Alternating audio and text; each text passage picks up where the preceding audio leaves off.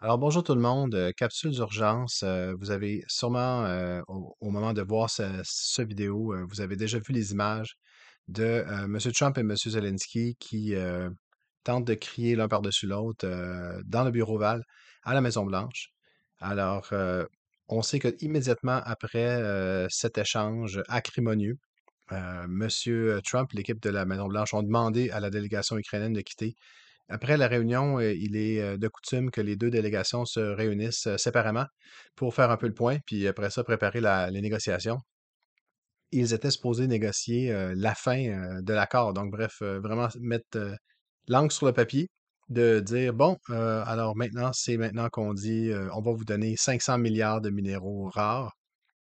Et petite note en passant que Monsieur Trump appelait ça des Raw Earth Minerals. Tu sais, c'est des Rare Earth Minerals. C'est vraiment hallucinant l'incroyable ignorance de cet homme-là. Il connaît pas la première chose. On parle du président des États-Unis qui a appelé les minéraux rares des minéraux crus plusieurs fois. On voit qu'il n'a vraiment pas la moindre idée de ce dont il parle. On lui a dit que c'était important, on lui a dit que ça valait de l'argent, lui, c'est tout ce qui comptait. Alors, ça reste pour un intellectuel ou quelqu'un qui suit le moindrement les choses sérieusement, quelqu'un qui a des gens qui ont des diplômes universitaires ou juste des gens qui prennent les choses au sérieux, voir que le président des États-Unis sait même pas de quoi on parle.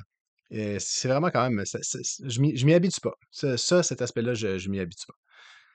Donc, ça pour dire qu'on a, alors, il restait qu'à mettre l'encre sur le papier, en théorie. On disait qu'on avait négocié les choses en théorie, mais il restait, soi-disant, les choses les plus difficiles à négocier. Donc, ça vous donne un peu le contexte. Puis, il y a beaucoup de gens qui ont toutes sortes d'idées là, sur comment ça s'est passé exactement. Moi, j'ai regardé l'ensemble de l'échange.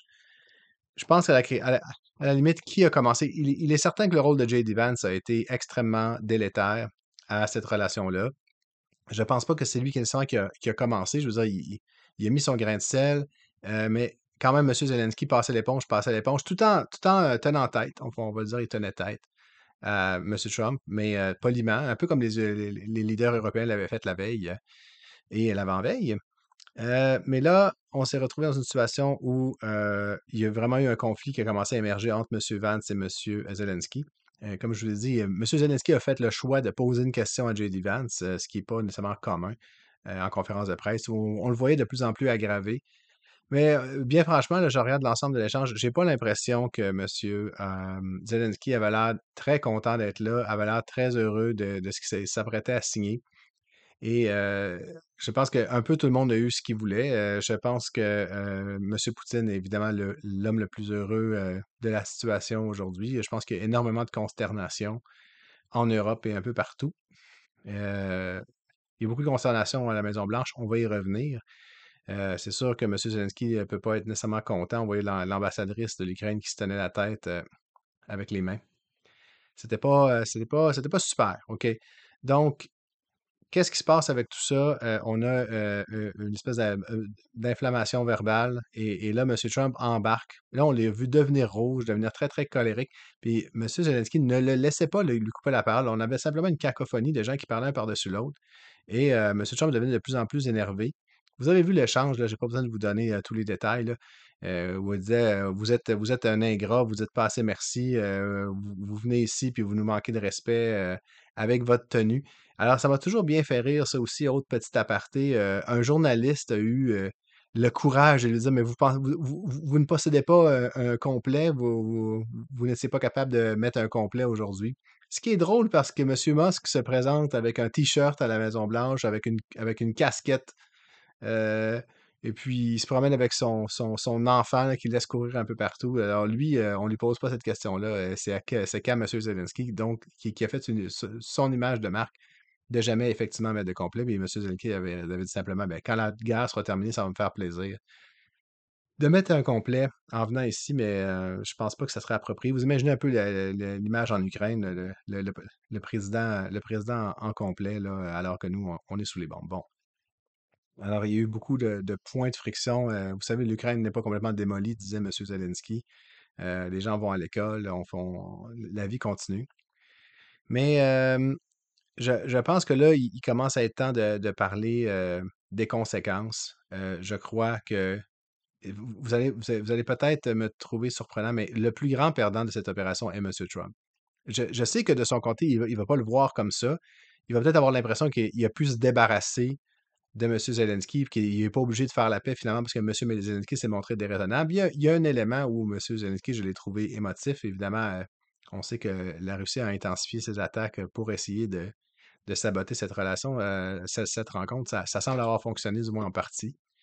Mais, mais même s'il pense avoir gagné son point, M. Trump, d'avoir perdu son obligation de devoir défendre l'Ukraine qu'il n'avait pas du tout envie de faire, il reste que là, il y a beaucoup de choses qui viennent de se produire en même temps pour M. Trump. Donc, premièrement, ça a l'air futile pour des gens intelligents de rappeler que pendant la campagne électorale, M. Trump avait promis qu'il réglerait cette crise en un jour, même il le réglerait avant même de redevenir président. Le simple fait de se faire élire mais conduira à la paix en Ukraine. Donc, c'est pas arrivé. Il y a eu le premier jour, et puis il n'a pas fait ça le premier jour, ni le deuxième, ni le troisième. Là, on est un mois après son assermentation, et là, il arrive cet événement, cette espèce de déflagration. Alors, non, M. Trump n'est pas un homme capable de résoudre ce conflit, en tout cas certainement pas a priori.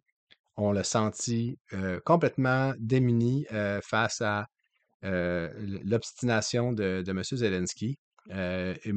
Pour M. Trump, disons-le, ça fait une semaine difficile. Il s'est fait, comment dire, corriger bien publiquement par M. Macron. Il s'est fait remettre hier encore les pendules à l'heure publiquement par le premier ministre de l'Angleterre et aujourd'hui avec Zelensky. Alors, qui écoute M. Trump? On le voit simplement que c'est quelqu'un qui n'est pas capable d'imposer sa volonté et sa vérité surtout euh, aux leaders internationaux. Et là, il s'est dit, ben, la France, je suis pas capable, l'Angleterre, je suis pas capable, l'Ukraine, tu vas voir, mais non. Non, en fait, non. Donc, M. Trump, euh, je crois qu'il sera amoché de ça. Pas auprès de sa base va être contente. Mais sa base, comme je l'ai dit, c'est pour ça que je disais que c'est un peu futile de rappeler qu'il avait promis la paix en Ukraine, parce que sa base va le suivre peu importe. Hein, il y a des gens qui sont en train de, comme on dit en anglais, hate-watcher cette vidéo parce que, elle dit, ah, il est en train de critiquer M. Trump, mon Dieu. Tu sais, on va le dire, là, c'est votre Dieu, là. C'est votre veau d'or, là. Et il y a des gens qui l'ont dit même comme ça aux États-Unis, direct, là. Il a dit, si Jésus descendait de la croix et il me disait de ne pas croire M. Trump, je dirais un instant, M. le Sauveur, je vais aller demander la version au président. Alors, on est rendu là. Et c'est vraiment le pire de tous les péchés. C'est l'adoration d'un faux Dieu. Et puis, c'est ce que vous faites, les cultistes. Je m'excuse, mais c'est ce que vous faites. Et donc ça sert à rien de vous rappeler que pendant la campagne électorale, votre Dieu a promis de régler la question en 24 heures, même de la régler la question avant de devenir président. Rien de cela ne s'est produit. En fait, aujourd'hui, votre sauveur, M. Trump, a tout simplement perdu le contrôle. Et, il va y avoir des conséquences. Ça, c'était vraiment, on sent que c'était un domino qui tombe. Il va y avoir plusieurs autres dominos qui vont tomber. Et là, en Ukraine, les États-Unis se sont mis hors jeu. Alors, les États-Unis qui pensaient il y a quelques semaines, l'administration Trump pensait il y a quelques semaines, régler avec la Russie en solo, là, avec un coup de téléphone, une rencontre au sommet, on réglerait l'Ukraine. Alors, non seulement on n'est pas là, mais là, en plus, on n'est plus dans le coup du tout. Et ça va être entre l'Europe et la Russie. Et oui, on a vu l'Europe qui décide de s'impliquer plus. Alors, est-ce que la prochaine étape, c'est les États-Unis qui font un retrait formel de l'OTAN? Parce que là, ce qui s'en vient, c'est des rebuffades diplomatiques. Je crois que les pays, les grandes puissances, continuaient de faire attention à M. Trump parce qu'on disait, on espère quand même qu'il nous aide à faire la paix en Ukraine, qu'on arrive un peu à le coincer à donner des armes ou représenter une menace pour la Russie. Si M. Trump décide, comme il semble l'avoir fait, de se retirer du jeu, eh bien, il n'a plus aucune pertinence aucune. Là, je veux dire, il menace de tarifs l'Europe, il menace de tarifs le Canada, ses principaux alliés. Et là, si en plus il ne joue pas son rôle en Ukraine, alors quel intérêt reste-t-il à ces pays-là de continuer de faire gentil avec M. Trump? Je m'attends qu'il y ait des actions immédiates de la part des grandes capitales européennes. Je ne sais pas encore quelle forme ça va prendre, mais ça va être des camouflets un par-dessus l'autre parce qu'ils sont comme, ben, quelle raison nous reste-t-il de faire affaire avec vous? Vous êtes officiellement ce qu'on appelle en anglais rogue, là. Vous êtes officiellement des voyous. Vous ne participez plus à rien, vous déchirez les accords les uns après les autres. L'ordre Le GATT, là, l'OMC, les accords de libre-échange multilatéraux, tout repose sur le fait que les tarifs n'augmentent jamais, ils ne font que diminuer. L'effet du cliquet, là, comme le ratchet. On peut descendre les tarifs, on ne peut jamais les augmenter. Puis là, on les augmente un peu partout, à grande quantité, avec une rhétorique vindicative envers ses propres alliés.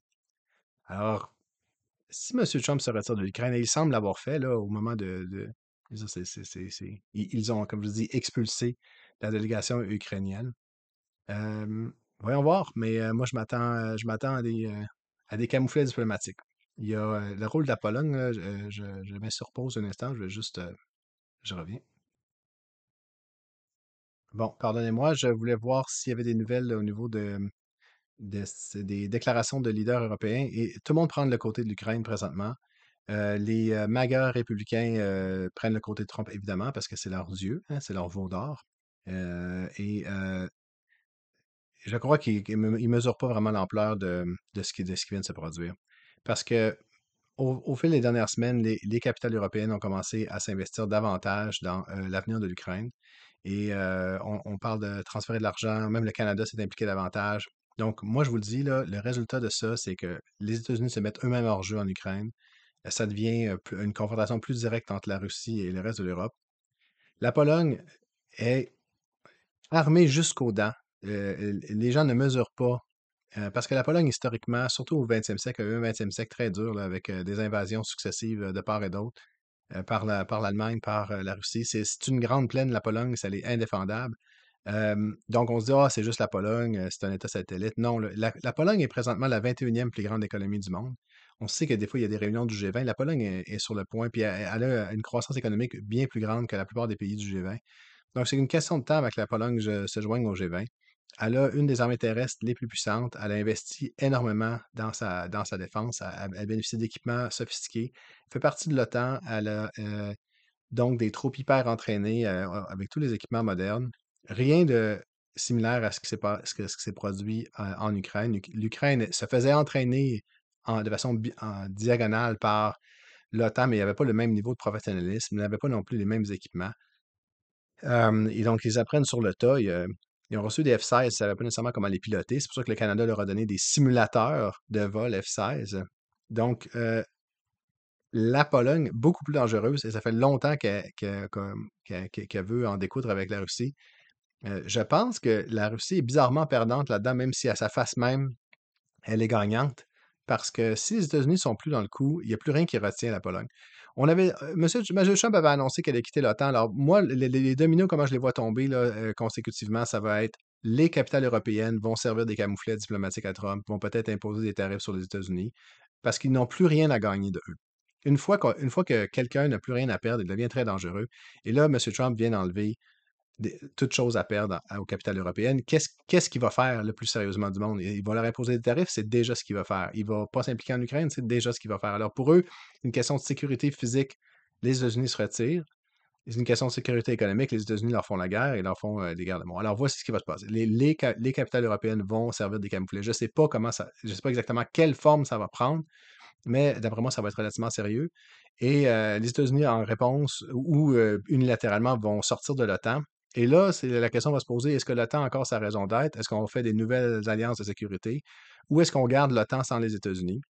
Et d'une façon ou d'une autre, les alliances militaires vont devenir de plus en plus concrètes. Et je crois que la menace d'une guerre États-Unis-Russie n'existant plus, ben, les dangers de- d'une réaction en chaîne d'une guerre Pologne-Russie, vu que la Pologne fait partie de l'OTAN, ben, est moins grande. Donc, paradoxalement, la sécurité de la Russie est plus menacée. Je ne serais pas surpris de voir des choses comme la Pologne attaquer sa voisine, la Biélorussie, qui est l'État vassal de la Russie, qui est maintenu à bout de bras par l'armée russe parce que le peuple biélorusse serait prêt à se débarrasser de son président, très, très pro-russe. Alors, ça va être malheureusement très intéressant, comme la fameuse malédiction chinoise. Puissiez-vous vivre en des temps intéressants? Eh bien, nous avons cette malédiction, nous allons vivre des temps très intéressants. Alors, c'est tout pour l'instant, c'est ma réaction à chaud. Je vous inviterai à garder la tête froide. C'est pas nécessairement la fin du monde. C'est l'administration Trump qui se marginalise de plus en plus et se rend de plus en plus inutile aux yeux de tous les autres pays, finalement. même de la Russie, parce que, veut pas, ça aurait été quand même plus pratique d'avoir la menace d'une guerre nucléaire États-Unis-Russie pour garder la Pologne chez elle. Mais là, il n'y a plus rien qui va retenir la Pologne. J'ai bien hâte de voir. Disons, je vais suivre ça de très près. Je vous invite à faire la même chose. Alors, c'est tout pour cette fois-ci. Je tiens juste à vous dire que l'algorithme continue de donner énormément de difficultés. Il y a une capsule qui a passé à peu près, puis la suivante, on est retombé dans les quelques centaines de vues. J'ai des milliers d'abonnés. Je devrais avoir au moins quelques milliers de vues à chaque fois, mais c'est pas le cas. Donc, je suis de nouveau en pénitence. Alors, faites ce que vous pouvez faire pour aider l'algorithme. Likez, commentez, et on va essayer d'améliorer les choses pour pouvoir retrouver notre portée parce que quand même, ça reste une chaîne relativement rare, je dirais pas unique, mais rare, où on parle de politique américaine, politique étrangère en français. Alors, c'est tout pour aujourd'hui. J'ai bien hâte de vous revoir. Passez une excellente fin de journée et à la prochaine.